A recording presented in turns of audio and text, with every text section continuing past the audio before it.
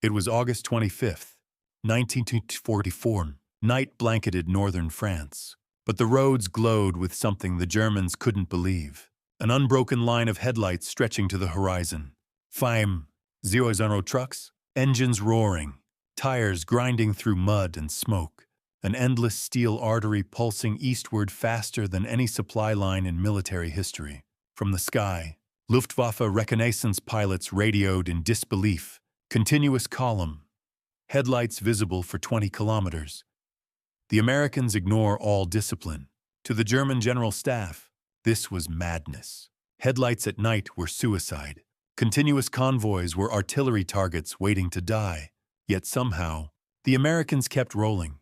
In East Prussia, inside Hitler's Wolfschanze headquarters, General Alfred Jodl stared at the latest intelligence. His calculations were precise, brutally logical. Patton's Third Army had advanced over 400 miles from Normandy. Each tank required 150 gallons of fuel daily. Supply depots were left far behind. According to every law of logistics, Patton should have stopped. Every German general knew what that meant. A chance to regroup, dig in, and perhaps hold until winter. But this time, history was about to betray them. Because at that very hour, 125 miles away, an army of truck drivers, mechanics, and engineers had already rewritten the rules of modern warfare.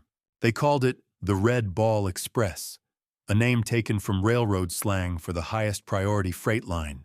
In reality, it was something far more radical, a one-way highway system of 600 trucks, manned by 23,000 soldiers, operating 24 hours a day, many of them African-American men who had been denied the right to fight, but were now the beating heart of the Allied advance. These men were about to prove that in the industrial age, logistics was no longer support. It was strategy, and that a convoy of trucks could win a war faster than any tank. In this episode, we'll uncover the untold story of the Red Ball Express, how it defied German science, how it broke racial barriers, and how it turned America's factories into a weapon more powerful than artillery. This is not just the story of trucks and fuel. It's the story of men who drove through exhaustion, fear, and prejudice to keep freedom moving at 35 miles per hour. Amateurs talk tactics. One German general would later admit, professionals talk logistics, and Americans talk trucks. The road to victory began here on a highway that shouldn't have existed. 2. Designing the impossible highway. To grasp how a convoy could overrun mathematics, we have to return to the room where the impossible was first spoken aloud. Le Mans, France, August 25, 1944. A requisitioned chateau smells of damp plaster and gasoline. Maps carpet the walls. Colored grease pencil lines stab east.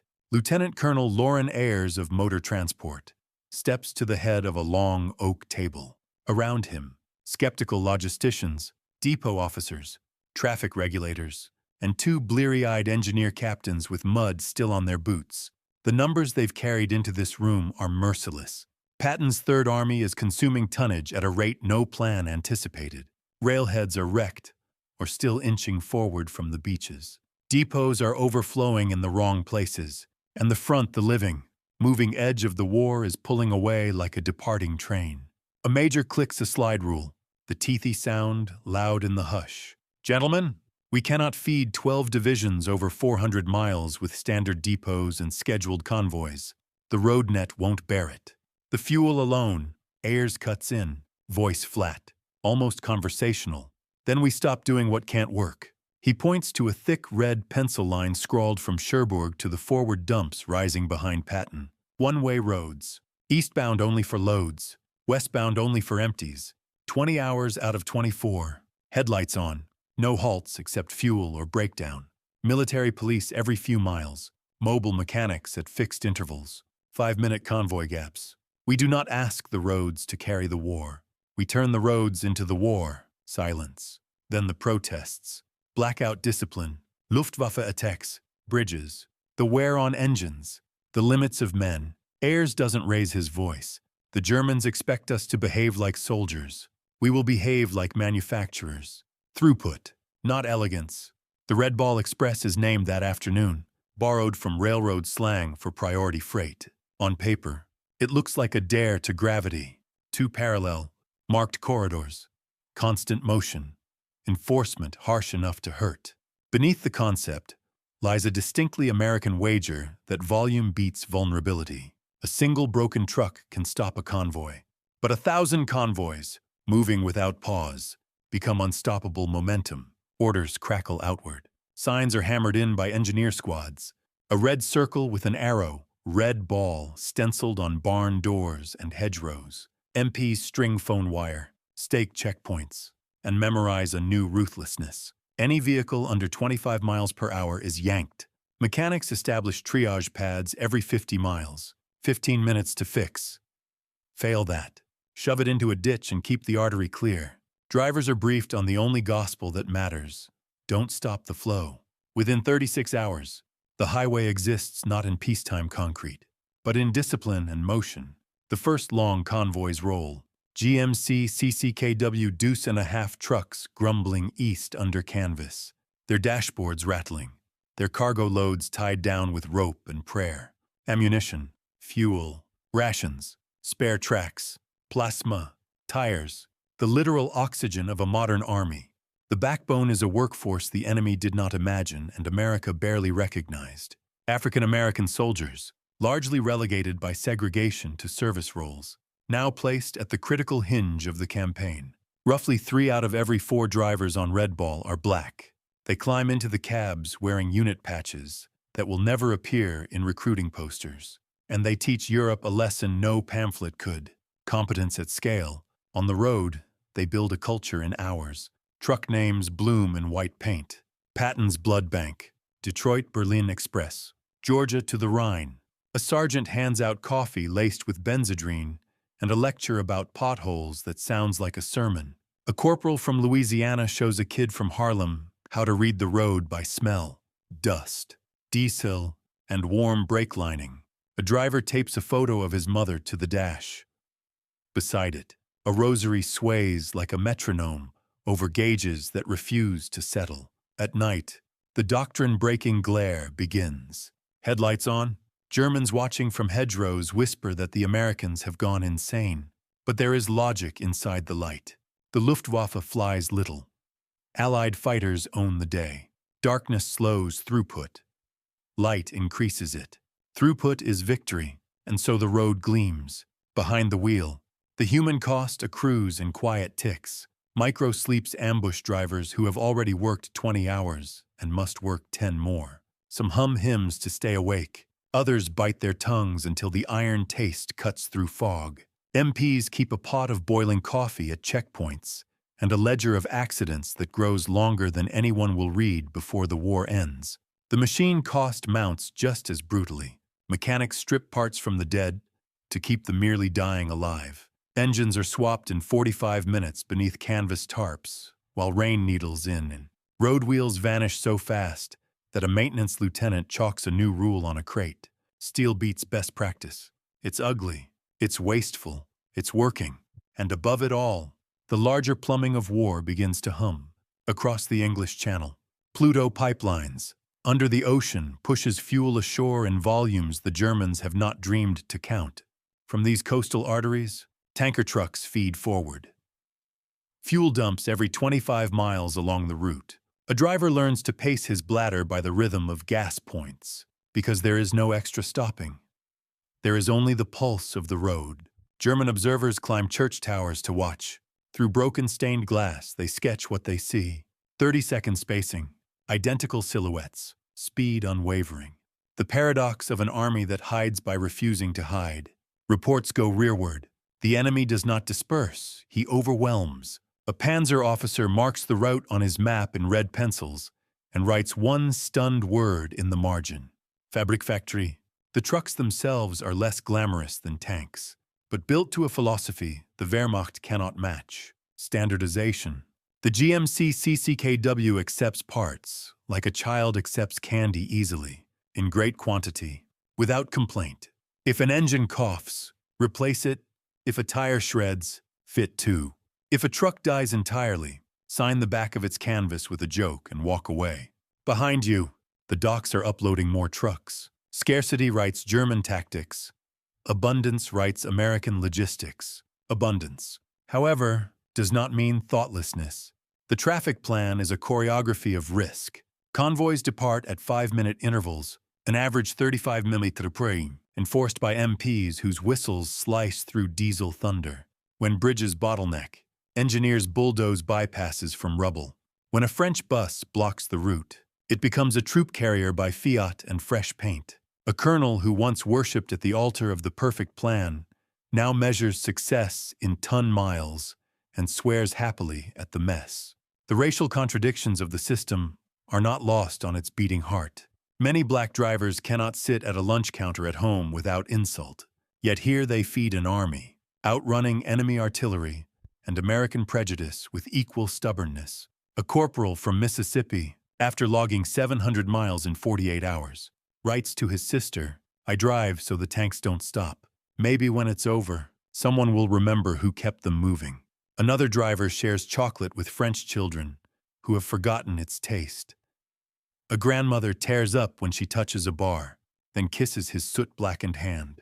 History turns, sometimes, on gestures as small as a chocolate square. Within the first week, the numbers shatter prophecy. Nearly 90,000 tons delivered. Tonnage charts lurch upward like cliffs. Patton's spearheads hit the sand supplied from a road that did not exist 10 days earlier. German calculus, once impeccable, starts to wobble. Intercepts pick up American radio traffic spoken openly, breezily, as if the enemy cannot possibly react in time. The bitter truth for the Germans: they can't. Still, cracks appear. Fatigue stalks the line. Accidents multiply in fog. Brakes glaze and burn on long grades. One night near Chartres, a truck overturns and ammunition spills like brass water across the ditch. Drivers behind it climb down, form a chain, and reload the next truck in minutes, because the road cannot pause for grief. On a wet dawn outside Dreux, 2 trucks kiss bumpers and become a snarled knot. MPs drag them aside with a wrecker and a prayer while engines idle in a growling queue. The system adapts, because adaptation is the doctrine. Intermediate transfer points cut, run lengths, and save men. Rotation schedules are penciled, then inked. C-47s begin flying critical loads directly to forward strips when the road threatens to choke. What looked like chaos to German binoculars is, in truth, a living factory, noisy, crude, and faster every day. By September's first week, the sound of trucks becomes a new kind of artillery psychological fire.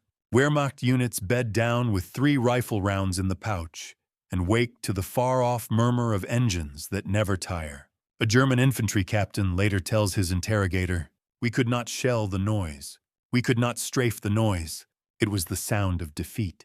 And still the question hangs above the map like cigarette smoke. How long can men and machines run at this fever pitch? The road has answered for 1 week. It will have to answer for many more. Next, as Patton lunges for Paris, the red ball confronts its first true crisis: distance, weather, and a road almost ready to break, or to become indestructible. 3. When speed becomes its own enemy. By early September 1944, the Red Ball Express had achieved what German military science declared impossible. Tonnage delivered surpassed 12,000 tons per day. Convoys roared past ruined towns at 35 miles per hour, and the U.S. Third Army, once expected to stall in France, was now approaching the German border. But the very success that awed the Allies began to threaten the system from within. The distance problem. Every mile Patton gained stretched the lifeline thinner. What had been a 350-mile round trip in late August ballooned past 700 miles by September 8th. Drivers were collapsing at the wheel. Engines blew gaskets before their odometers reached 10,000 miles. Colonel Charles Thrasher, overseeing the advance section, stared at the maintenance reports. "We are burning trucks faster than Detroit can ship them. Each day, Washington, 800 vehicles broke down. Mechanics cannibalized the dead to keep the living alive." One sergeant joked bitterly, "We're building trucks out of ghosts." Behind the jokes lay exhaustion so deep it blurred the line between courage and delirium. A Red Ball driver named James Slim Franklin later recalled, "I saw trucks that looked like they were held together by willpower. Sometimes, that's all the driver had left too. The Army tried to rotate men, but replacements were thin. Most drivers simply stayed behind the wheel until they no longer could. Some used benzodrine tablets to keep going, the same stimulant issued to bomber crews. For many, sleep came in 2-hour bursts, slumped against warm engines under a foreign sky. The chaos doctrine. The Germans, still clinging to a rigid command system, could not grasp how the Americans kept functioning amid apparent anarchy. But chaos was the doctrine. At every choke point, soldiers improvised. When bridges were blown, engineers built bypasses out of rubble. When roads turned to mud, drivers laid down steel matting ripped from airfields. When traffic jams locked the route, sergeants simply created new roads through farm fields. A German intelligence officer watching from a ridge near Leon wrote in his report, "They build faster than we destroy. They repair faster than we can retreat." The German command staff trained to worship precision found this terrifying. The Americans had turned logistics into a living creature, ugly, loud, wasteful, but alive.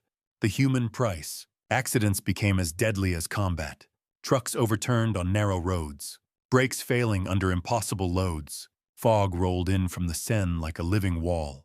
Engines overheated and exploded. Officially, over 300 drivers died during Red Ball operations, though the real number was likely higher.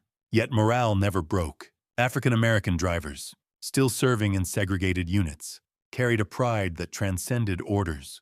They knew they were proving something greater than tactical victory. Private Luther Brooks, 21 years old, wrote home, "They told us we weren't fit for combat. But without us, there'd be no combat to fight." When Eisenhower toured the route in late September, he saw rows of men asleep beside trucks, uniforms blackened with oil and dust. He turned to his aide, Captain Harry Butcher, and said quietly, "These men are winning the war as surely as any infantry's." It was one of the few times the Supreme Commander broke his usual calm. The Fuel River. The Red Ball Express devoured 300 gallons of gasoline a day, just to move its own trucks more than some entire German armies received for combat. But unlike the Germans, the Americans had prepared for this insanity. Under the English Channel, Operation Pluto pipelines, under the ocean, pumped fuel directly from Britain to Normandy. From there, tanker trucks fed forward depots every 25 miles. The Germans never even discovered the system's full extent. Their own officers were stunned when they captured a U.S. fuel map and realized the Americans had created a parallel logistical universe invisible, self-sustaining, and far beyond their comprehension. General Walter Warlimont, studying reconnaissance photos, muttered to his staff, "They have fuel dumps larger than our entire strategic reserves. They burn gasoline to move gasoline. This is not war," he said finally. "This is industrial overflow, the turning point." By mid-September, the strain reached breaking point. Convoys slowed, accidents spiked. German observers noted longer intervals between columns and dared to hope that the Red Ball was faltering. Field Marshal Model sent word to his staff, "The Americans have reached their culminating point. They cannot sustain such madness." But they were wrong again. Within 72 hours, the Americans reorganized the entire system. They built intermediate transfer points, where cargo was offloaded halfway and reloaded onto fresh trucks. They shortened driver runs to 350 miles, doubled maintenance units, and pushed C-47 aircraft into service to deliver high-priority cargo directly to forward airfields. Instead of collapsing, the Red Ball accelerated. By September 12th, delivery tonnage had increased. German radio intercepts captured the despair. They adapt faster than we can calculate. The sound of defeat. For German troops in the field, the psychological toll became unbearable. Every night, they heard it, a low, endless rumble rolling from the west. Engines, thousands of them. They called it the Ghost Road. One prisoner later confessed, "When we heard that sound, we stopped believing in victory. You cannot fight a country that moves like that." The Red Ball Express wasn't just feeding Patton's tanks. It was crushing German morale mile by mile, gallon by gallon, in a war now decided not by tactics, but by motion. Next, we'll witness how this unstoppable river of trucks transformed not only warfare, but the lives of the men who drove it. Men who fought racism, exhaustion, and death to deliver victory on four wheels. 4. The soldiers who drove history. By late September 1944, the Red Ball Express had become more than a supply operation. It was a moving civilization, a nation on wheels. Across 700 miles of torn French roads, convoys rolled day and night, their headlights burning through mist and artillery smoke like veins of fire feeding the front. But behind every ton of ammunition, every can of fuel, and every mile of progress were 23,000 men, mostly young, mostly African American, and mostly invisible to the headlines of their time. They didn't carry rifles into battle. They carried the war itself. The faces behind the convoy. Meet Private Robert Red Johnson, 22 years old, from Alabama. Before the war, he drove produce trucks for his uncle. Now, he's driving 5 tons of artillery shells through occupied France. His unit, the 39 16th Quartermaster Truck Company, begins each run at dawn. He paints a slogan on his tailgate. "Hitler, this load's for you." A few trucks ahead, Sergeant Henry Baker keeps a journal now archived in the U.S. National Archives. He writes, "We drove 20 hours straight today. My hands are shaking. My buddy fell asleep and rolled his truck. But the tanks got their gas, so we roll again tomorrow." These weren't soldiers fighting for medals or glory. They fought for respect, something rarer than fuel in 1944. Segregated, underpaid, and often looked down upon by their own army, they were still indispensable. Without them, Patton's advance would have frozen within 48 hours. A war within a war. American propaganda rarely mentioned the Red Ball's racial reality. But to those living it, the contradiction was impossible to ignore. Back home, the same men who risked their lives delivering victory couldn't sit at a lunch counter in Georgia or vote in Mississippi, in France. However, they found something new: dignity. French villagers, freed from occupation, didn't see colored soldiers. They saw liberators. They offered wine, flowers, and smiles. Children waved at convoys. One French woman told a Red Ball driver, "You bring the sound of freedom." That sound, the rumble of American engines, became as familiar to liberated towns as church bells. The rhythm of motion. The road had its own language. The shifting of gears, the cough of engines, the coded hand signals between drivers. Every 5 minutes, another convoy departed. Each truck carried about 5 tons, but often overloaded to 7. Over 5,000 trucks were in motion at any given moment, forming a steel tide across France. A Red Ball driver could go from sea to front in 14 hours if nothing went wrong. But things always went wrong. Tires shredded, clutches burned, bridges collapsed under the weight. When trucks died, roadside mechanics performed miracles. They called themselves surgeons of steel. With cranes and torches, they could swap an entire engine in 45 minutes under fire. They used whatever they could salvage: German parts, civilian tires, even farm tools. One report from the Advanced Section Communications Zone noted, "No manual can explain what these men are doing. They have written their own doctrine in grease and grit. Improvisation is strategy." That improvisation terrified German observers. Field reports from Panzergruppe West described American logistics as organized chaos. They couldn't understand a system that thrived on failure, where wrecked vehicles became spare parts, where procedures were rewritten daily. A German officer captured near Nancy told interrogators, "Your army wastes everything: fuel, vehicles, men, but you never stop. We plan perfectly and still lose. You improvise badly and still win." He wasn't wrong. The Americans had found a truth older than warfare itself. Movement is life. Where the Wehrmacht calculated, the Red Ball simply acted. When the sky became a highway, as the front moved faster than any map could track, even the Red Ball began to strain. And so, the Americans opened a second sky road. Hundreds of C-47 transport planes took off from hastily built airstrips, each carrying 3 tons of ammunition or fuel. In one 24-hour period, over 900 flights delivered supplies directly to Patton's spearheads, the largest aerial supply effort in history to that point. The Luftwaffe, already crippled, couldn't respond. One German report compared the sight of American transport planes to a swarm of locusts carrying fire. It was now clear. The United States had weaponized abundance itself. The German realization. Captured German officers began to articulate a grim new understanding. Lieutenant General Hans von Luck, taken prisoner in September, told his interrogators, "We realized we were not fighting an army, but a civilization. You replaced every loss faster than we could report ours.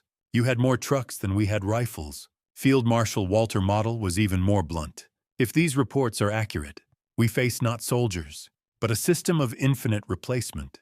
For an army built on precision, the sheer excess of American logistics, the willingness to burn through men and material for speed, was incomprehensible. To the Germans, this was madness. To the Americans, it was progress. The noise that ended hope." By late September, German morale was collapsing. Infantry divisions dug trenches by day and listened by night. From miles away, the growl of Red Ball engines rolled through the darkness, a mechanical heartbeat of an empire in motion. One captured German corporal described it later. "It sounded like thunder that never stopped. We could not sleep. We could not imagine an end to it." That sound carried a message more powerful than any radio broadcast. The Americans were coming, and they would never run out. Next, the Red Ball Express begins to fracture under its own speed, even as it drives the final nails into Nazi Germany's war machine. The winter of 1944 will test everything: men, machines, and the limits of endurance itself. 5. The winter that refused to stop them. October 1944. The autumn rains of France turned to sleet. Roads became rivers of mud. Then ice. Convoy lights glowed through fog like ghostly lanterns, bouncing off shattered trees and wrecked tanks. Most armies would have halted. The Red Ball Express did not. The road to hell froze over. The temperature plunged below freezing. Diesel congealed in tanks. Engines coughed, sputtered, and died in long metallic sighs. Truck tires lost traction and spun helplessly. One driver described the road as black glass sprinkled with death. And yet, from Cherbourg to Nancy, the convoys kept moving. Drivers wrapped chains around their tires, poured alcohol into radiators, and burned gasoline in tin cans under frozen engines just to get them started. It wasn't in any manual, but manuals didn't win wars. An entry in the 514th Quartermaster Truck Company log read simply, "Weather, impossible. Mission, continue." They did. Drive till you drop. By now, many drivers were averaging 18 to 20 hours behind the wheel each day. They existed in a haze of vibration, noise, and exhaustion. One after another, men began hallucinating seeing phantom trucks, headlights that weren't there. Private Eugene Bullard, a driver from Illinois, recalled, "I saw the road twist like a snake. I thought my truck was floating. Then I woke up in a ditch with MPs pulling me out." Fatigue was the Red Ball's most relentless enemy. There was no rotation long enough, no rest deep enough to keep men awake. MPs served coffee spiked with amphetamines at roadside posts. It wasn't policy, it was survival. Still, discipline held. They followed a single sacred rule: don't stop the flow. When one truck died, others pushed it aside. When a bridge was gone, engineers built a new one in hours. When a driver fell asleep and crashed, another took his place before the wreck stopped smoking. These were not soldiers waiting for orders. They were operators of a machine too vast to fail. German desperation. Across the lines, German field officers clung to the illusion that winter might save them. They'd seen what mud and cold had done to armies in Russia. Surely the Americans, soft and mechanical, would crumble the same way. But as reconnaissance planes flew over France, their cameras captured something astonishing: columns still moving. Through snowstorms, over bombed-out bridges, through cratered fields, the Red Ball continued. General Hasso von Manteuffel, one of Germany's best panzer leaders, studied those photos and wrote in disbelief. They drive through conditions that would stop tanks. They repair roads while using them. It is no longer warfare, as we understand it. It is production in motion. The bridge that defied the war. The Germans had destroyed the bridge at Mantes-la-Jolie, a key crossing they calculated would halt Allied logistics for 6 weeks. Instead, American engineers rebuilt it in 14 hours. They used everything: railroad girders, scavenged timber, even wrecked German trucks as foundation supports. While they worked, Red Ball convoys detoured across hastily bulldozed farm roads, only 8 miles out of the way. A British observer on site wrote, "I have seen miracles on battlefields, but never one made of rivets and mud." The Germans watching through binoculars were silent. They had underestimated not American intelligence, but American momentum, industrial madness. By October's end, mechanical attrition reached staggering levels. Average vehicle lifespan, 0 miles. Daily deadline vehicles dead or disabled, 30% of the entire fleet. Engines replaced, 500 every week. Tires consumed, deton, zeros over a weekly. Destroyed or abandoned trucks, over 5. Sudirandon. And still, the operation never slowed. Ships docked weekly at French ports, unloading fresh GMC trucks straight from Detroit. Crews were trained in 2 days and thrown into convoys. The Germans couldn't comprehend it. They had mastered efficiency. The Americans had mastered redundancy. Where one truck failed, 10 more appeared. It was a system that turned waste into victory. The civilian witnesses. To the liberated French population, the Red Ball Express was a daily miracle. Children lined the roads to watch the convoys thunder past, waving small flags and cheering the drivers. Every village between Cherbourg and Metz remembered the sound, a rolling thunder of freedom. The drivers, many of them African American, gave away chocolate, cigarettes, and rations. They shared what they had with people who had known only hunger. To those villagers, it wasn't just an army passing through. It was America itself, generous, loud, and unstoppable. A French priest in Rouen wrote in his diary, "The Germans rationed bread and fear. The Americans bring noise, laughter, and gasoline. The world has changed color." The German collapse. By late October, German commanders finally admitted what they had long feared. The Red Ball Express had erased distance as a factor of war. Armies could move faster than the enemy could think. Fuel flowed like water. Ammunition arrived faster than it could be fired. Field Marshal Albert Kesselring summarized it bluntly. "They have militarized their factories. We are fighting Detroit, not soldiers." Inside the Wolf's Lair, Hitler raged at reports describing American supply capacity. He ordered attacks on the Red Ball route airstrikes, sabotage, artillery harassment. None succeeded. By the time his orders reached the front, the convoys had already moved hundreds of miles ahead. You can't bomb a river after it has passed. The ultimate lesson: the Germans had invented blitzkrieg, lightning war fast, violent, dependent on fuel. But in 1944, America perfected it. The Red Ball Express was industrial blitzkrieg, an army powered by gasoline and guts, where every driver was a cog in a self-aware machine of movement. One German prisoner, a logistics officer, told his interrogators, "We planned to win through science. You won through scale. You made science irrelevant." He wasn't far from the truth. In a war of equations, America had changed the formula. As winter deepened and Europe shivered, the Red Ball kept rolling, feeding an army that refused to rest until the war itself ran out of road. Next, how the Red Ball Express didn't just end a war, it reshaped the future, rewriting the rules of logistics, racism, and what victory really means. 6. The convoy that changed the world. November 1944. The Red Ball Express had been running for 82 days. It was supposed to last 10. By now, the convoy that once seemed temporary had become a force of nature, a river of steel that carved its own channels across France. And as it finally began to slow, the men who kept it alive had already rewritten history. The numbers no one believed. When the operation was officially shut down on November 16th, the final report stunned every commander who read it. 193 tons of supplies delivered, 122 million ton-miles driven, 958 trucks operating daily on average, 23 drivers employed, 57 million gallons of fuel consumed, 0 plus vehicles destroyed or abandoned. Operation cost roughly $100 million equivalent to billions today. Yet the payoff was incalculable. Patton's Third Army reached the German border months earlier than predicted. Paris was liberated. The war in Europe was shortened by at least 6 months. Each day of war cost the United States $250 million. By that math, The Red Ball Express paid for itself in a single day of time saved.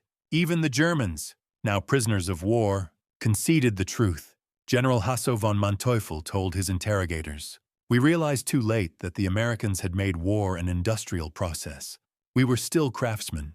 They were manufacturers, the weapon of democracy." Inside the American command, a quiet realization dawned. The Red Ball Express wasn't just a logistics success. It was proof of a civilization's strength. General John C. H. Lee, who commanded the logistics for the European theater, said in his final report, "We wore out 5,000 trucks and 23,000 men to destroy the German army in France. In any previous war, that would be catastrophic. In an American war, it's acceptable overhead." It sounded cold, but it was true. Industrial democracy had outproduced totalitarian precision. Where Germany had built the perfect tank, America had built a machine that delivered 10 tanks a day. Where German engineers obsessed over efficiency, Americans mastered abundance, the power to lose and replace faster than an enemy could destroy. This was not chaos. It was a new kind of order, an order born of speed, standardization, and human determination. Heroes without medals. Among the 23,000 drivers were stories that should have filled monuments, but instead faded into footnotes. Corporal John L. Houston once drove 48 hours without sleep to deliver ammunition during the siege of Metz. Private Booker T. Washington, no relation to the educator, drove a truck that caught fire from overheated brakes while hauling medical supplies.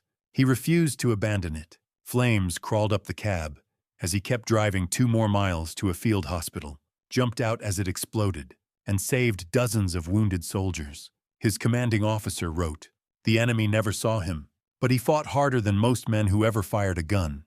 These men didn't march in victory parades. When they returned home, segregation still waited at the bus stop. But on the roads of France, they had proven something undeniable. Given the opportunity, they were unstoppable." In 1948, President Truman would issue Executive Order 9981, officially desegregating the U.S. Armed Forces. Many historians trace that decision directly to the example set by the Red Ball drivers. They didn't just deliver supplies, they delivered equality's first push, a lesson the Germans never forgot. After the war, captured German generals were required to study the Red Ball Express in Allied briefings. Their conclusions were brutally honest. General Friedrich Schultz wrote, "The Americans built temporary systems faster than we built permanent ones. They made a civilization mobile. And from Heinz Guderian, architect of Blitzkrieg itself, we created lightning war, but we never solved its problem supply. The Americans solved it by refusing to acknowledge limits. The Red Ball Express was not logistics. It was a river that drowned us." For a generation of European officers, this lesson changed everything. From NATO doctrine to post-war industrial planning, the idea of volume over precision, of speed over elegance, became the new foundation of modern strategy. The quiet after the thunder. When the Red Ball Express finally shut down, it didn't fade gently, it vanished. In just 72 hours, entire depots disappeared, men were reassigned, vehicles redistributed, signs torn down. What had taken 10 weeks to create dissolved into history almost overnight. The roads they left behind bore scars, ruts from 1,000 overloaded tires, bridge planks gouged by steel chains, wrecked trucks rusting in ditches. But the greatest monument was invisible, the speed of Allied victory. Every day the war was shortened, saved thousands of lives, and the Red Ball Express shortened it by months. The final word, 50 years later. In 1994, the United States Postal Service issued a commemorative stamp honoring the Red Ball Express. At the dedication ceremony, one surviving driver stood before the crowd, his hands trembling, his uniform long since outgrown. He said quietly, "We were the Army's bloodstream. When the heart of freedom beat faster, we kept it alive." Behind him, a quote from Patton's memoirs was read aloud. The truck drivers of the Red Ball Express deserve as much credit for the defeat of Germany as any combat unit. Without them, the Third Army doesn't move. Without movement, we don't win. Those 23 WWII men, most of them denied recognition, many of them forgotten, had turned trucks into weapons. gasoline into momentum, and logistics into legend. Legacy of motion. Today's global supply chains, interstate highways, and modern military logistics all trace their DNA to that two-lane miracle of 1944. Companies like Yellow Freight and Roadway Express, founded by Red Ball veterans, built the backbone of post-war American commerce. They had learned one lesson that outlived every battlefield.